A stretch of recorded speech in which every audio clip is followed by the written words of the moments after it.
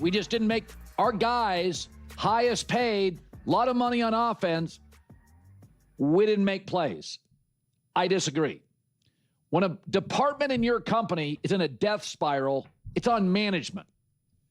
Okay, and the Eagles' offense has been circling the drain for 9 months. That's on the offensive coordinator or the head coach. Okay, the players, these same expensive guys last year were crushing it because they had Kellen Moore, who went to the Saints, and the Saints offense this year with Tyler Shuck was better than this offense in Philadelphia. Managers and department heads, and that's what an OC is, they control things like game plans, game design, and your job or mine, talent acquisition. This is not, I mean, my take on Philadelphia all year is, what is the offense? I don't know half to half. Matt Hasselbeck talked about this yesterday. I do have a problem with identity. And, to me, the identity of this team has to go through Saquon. The last 5 games, Saquon was pretty darn good. What the Eagles had been doing in the past was so good. And what they've been doing, I would say, for the last year and a half, it just feels like they're trying to be something that they're not. And so, whatever they want to be, like go be that. But to me, Saquon's got to be a part of it. And that physicality up front, that needs to be a part of it as well. I'm going to let the rest of the clip play, but I just have to punctuate this. I actually really love Matt Hasselbeck. I really, really do. And I don't really make these comments that much, but this screams as someone that didn't really actually watch the Philadelphia Eagles play. They tried to go through Saquon. They tried to handle he could not run the ball because they could not win at the line of scrimmage. And the play calling was the most predictable play calling in the history of the world. Saquon and the Eagles were second in the NFL in negative yards on the amount of negative plays in the run game.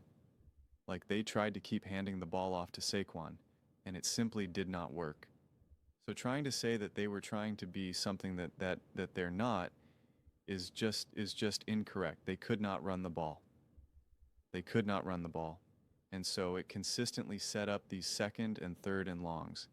They tried to hand the ball off on first down again and again and again and again, and it did not work. So that evaluation honestly drives me crazy because it's just fundamentally incorrect. And just take Ben Johnson, what he did week 1 with the Bears when he got the job created, accountability, was tough on his quarterback publicly. Privately, accountability to everybody, cleaned up the negative plays. I sat down with Ryan Poles and said, I'll take the job if you fix the interior of the O-line.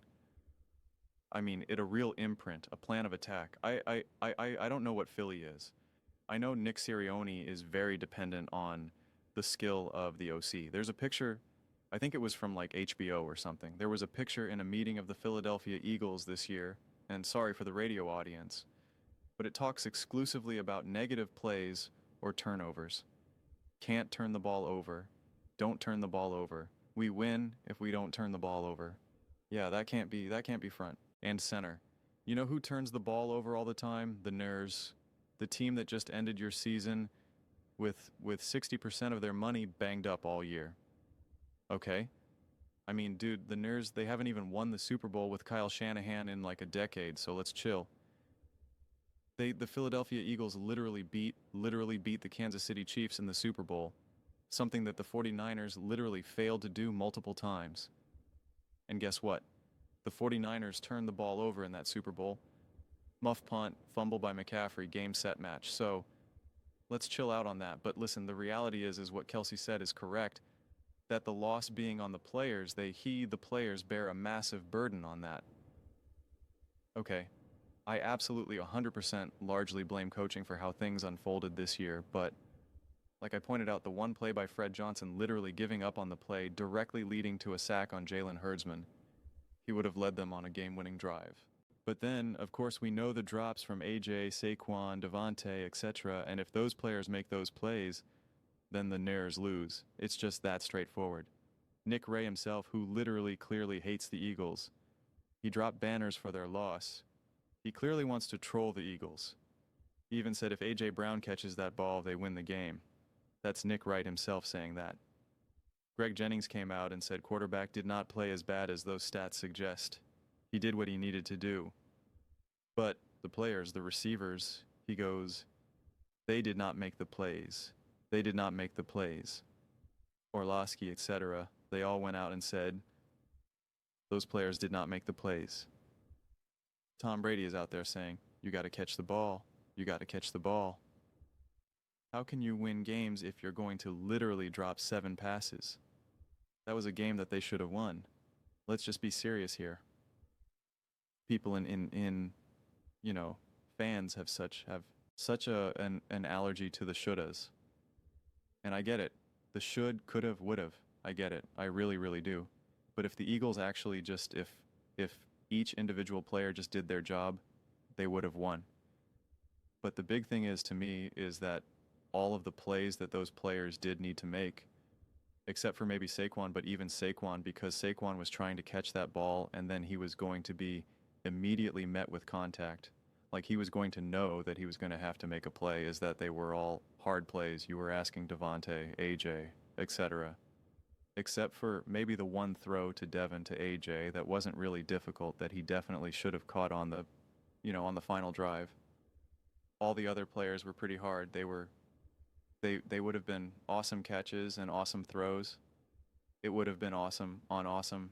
Whereas you consistently see around the league, whether it is the Bears with Ben Johnson or the Rams with Sean McVay, Shanahan, etc., that there's just so many more layups. That's what I keep talking about again and again and again, is that there's just no layups for the Philadelphia Eagles this season.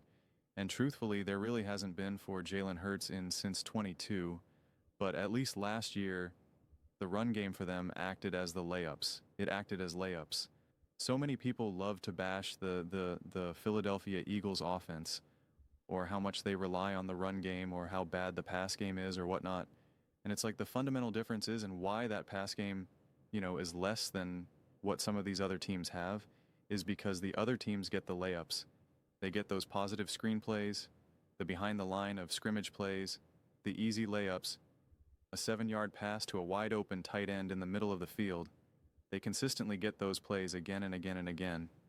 And listen, if you think I'm wrong, just go ask yourself, why were there so many touchdowns to the tight ends this year? Because they were actually schemed, and they were layups, and they were able to run it and execute it. They did not exist at any other part of the field, and they did not exist for Saquon, Devontae, or AJ. There were no layups for any of those players throughout the course of the season, but they were seemingly able to get some layups for Dallas Goedert in the red zone. That alone shows you the power of play calling, the power of coaching, the power of play design on this very team, and when something works and when it doesn't. And so, the players absolutely deserve blame. They did not step up. They did not step up in that game, and if they did, they win that game. But the truth is that they made things difficult. The coaching staff made things difficult for the players week after week after week after week after week after week. And it's exhausting. And the players will feel exhausted by it. The players know that their job is difficult. Darius Slay pointed that out. He talked about that with A.J. Brown, saying A.J. is never schemed open ever. And he's like, I see Justin Jefferson schemed open. I see Jamar Chase schemed open. He goes, I don't see A.J. ever schemed. And it's true. We talk about how amazing Apukanua is, and he is amazing. Go see how consistently open he is. Go look at Travis Kelce. Just go look at his year in 2022. Just Google highlights. 1, look at the plays he was making. And 2, look at just how open he was again and again and again.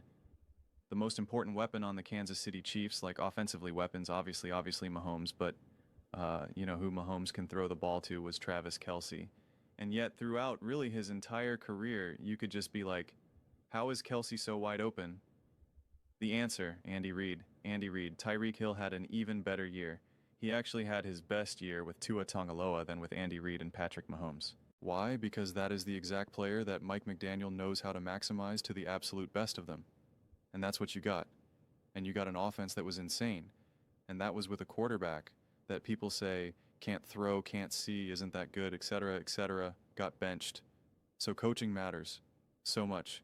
And it is interesting to hear Colin now finally really bang on the coaching drum here and not blame the players like he's defending the players here. and they deserve to be defended throughout the whole course of the season. They really do. They do bear a massive responsibility for this loss. But it was really interesting to hear Jalen pretty much defend Sirianni because they asked him about offensive coordinating. And he's like, I put my trust in Howie, Nick Sirianni, and Jeffrey Lurie. And it was like interesting that he said that. And, you know, it doesn't feel like a Nick Yanni is going to get fired. But I was reading a lot of comments and people are like, love the idea of firing him, getting us to fans, et cetera, et cetera. But the Eagles deserve to have elite coaching staff. They deserve to have that. They're too great of an organization, too great of a franchise. And that's what makes a loss like this so heartbreaking for the Eagles fans. Because if they just simply had better coaching, they could have found themselves right back in the position to win another Super Bowl. But they simply could not do that. And the fact that we've consistently seen halves where they were great and then halves where they were not, again, that just proves coaching. The players didn't forget to simply understand how to play football half to half. It was that their coaches fail to consistently put their players in positions where they can succeed. Did the Eagles ever run a single wrinkle throughout the course of the season? And when they did have even the closest to a wrinkle, they scored a touchdown, like a Dallas handoff, and I was like, that's great. And it's like, you know what? If you know how to maximize the tight end, a Dallas Goddard, then lean into it. You know what? The Dallas CD should have like 18 targets. Feed the beast. Like Tom Brady fed Gronk, like Patrick Mahomes fed Kelsey, then feed the beast. If that's what you know how to do, great. Then do it. Then keep doing it and do it more and do it again and figure out how to include Calcaterra at the same time. Do it. Be like, yeah, I am a wizard with tight ends. Let's go. Do it. Do it. Nah, I got like 1 or 2 good tight end plays in me, and that's all I'm going to do. It's all I want. I don't want to do too much. Like, no. Empty it out. Do it all. Go for it. Show me what you got. Nah, I don't want to. Even that alone shows me just the lack of confidence in play calling and game planning. Walk into this game and say, they're DBs, they're linebackers. We are throwing these 8, 9, 10-yard passes to Dallas again and again and again. This game is going to be a game where Tom Brady is going, wow, my gosh, at this rate, Dallas Goddard's going to set Gronk better be looking a little nervous out here. His record's about to get beat. I don't know what records Gronk has in the playoffs in that regard, but it's just like, oh man, he had a couple great plays. Dallas got it targeted 7 times. Kelsey against the 49ers in the Super Bowl, number 1 targeted 10 times. They went all in on it. Travis Kelsey in the AFC Championship game against the Baltimore Ravens. 11 catches, 11 targets, 116 yards. They went all in on it. I mean, Dallas was in touchdowns for tight ends with 11. He had only 78 targets. Not even top 10 in targets. I mean, Zach Z nearly had the same number of targets, and Zach Z only played 13 games. Travis Kelsey had more targets. Kyle Pitts had more targets. Brock Powers had more targets. Hunter Henry had more targets. Jawan Johnson had more targets. Jake Ferguson had more targets. The one thing that you know how to do great and know how to be special at, you don't even go all in on. That is an inability to understand what you do best and what you're able to lean on. What did Caleb Williams and Ben Johnson do with their target with their tight end? 15 targets. They went all in. So it's going to be interesting to see who the Philadelphia Eagles go get from a coaching perspective, who's available. It's just so hard to know. We can name all these names, but I have no idea who's available for a coordinating role and who's can get a head coaching job. It really becomes difficult to really decipher that. I have no idea, truly. But, the Eagles are going to go all in on that. They're going to be aggressive. And now the only thing is can they get the right coach? And can they be fortunate enough to be healthy again this time around because they had the health? All the key players were there, all of them. And it was an opportunity lost. And so, can they still bring this thing back? Because they went to the Super Bowl, lost in the playoffs, won the Super Bowl, lost in the playoffs, and then what did they do the next year? I said after they won the Super Bowl, going back to back means nothing to me. 3 repeating means nothing to me. It's if you win the Super Bowl this next year, not doing it back to back means nothing to me. Just like if the Kansas City Chiefs end up winning a Super Bowl this year, but they didn't 3P. Like, that means it's less of an accomplishment to me now because you lost 1 year in the Super Bowl and then the next year you won the Super Bowl.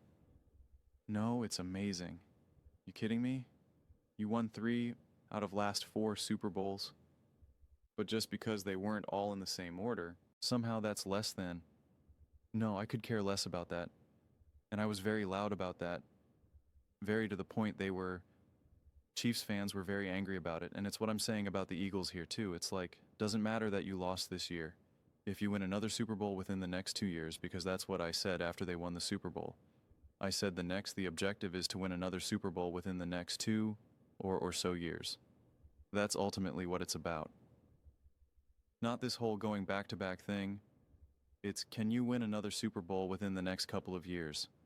That is ultimately what the realistic, obtainable goal is. You want to go back-to-back. You want to win year after year after year, but it's the NFL. But those are just my thoughts. I'd absolutely love to hear yours. What do you guys all think about the Philadelphia Eagles? What do you think Philly needs to do to improve their offense to right this ship? Let me know your thoughts in the comments below. I read every single comment. So, you agree with me or disagree with me? Either way, let's get in some discussions, let's get in some fights. But ultimately, let's just have some fun. And please do consider subscribing.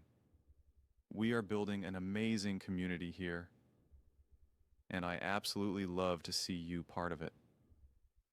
I want to build something that we all genuinely feel connected to. Something that we're really excited to be part of. I think we're well on our way to doing it. Please don't forget to give this video a thumbs up.